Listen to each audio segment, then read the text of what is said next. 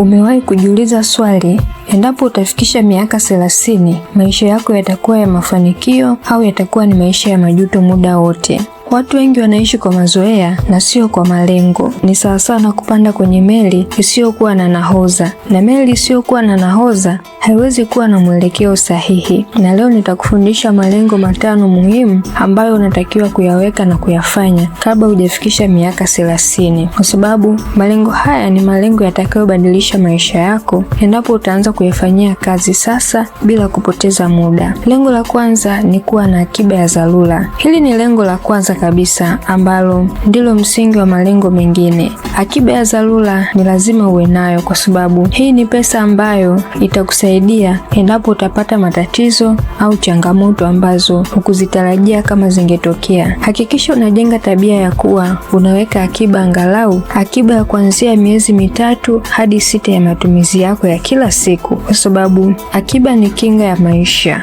Na lengo la pili ni kusoma vitabu kuanzia 5 hadi 10 kwa mwaka. Maarifa ndiyo silaha ya mafanikio kwenye kila sekta, iwe ni kwenye biashara, maisha, ujasiriamali, uchumi na uwekezaji. Usiache akili yako ibaki pale pale kwa sababu ya uhaba wa kuwa na maarifa mbalimbali. Hakikisha unaimarisha akili yako kwa kusoma vitabu vya fedha, biashara, mafanikio, maendeleo na maisha kwa ujumla. Lengo la 3 ni kuwa na vyanzo mbalimbali vya mapato. Usitegemee mshahara mmoja kwenye maisha yako.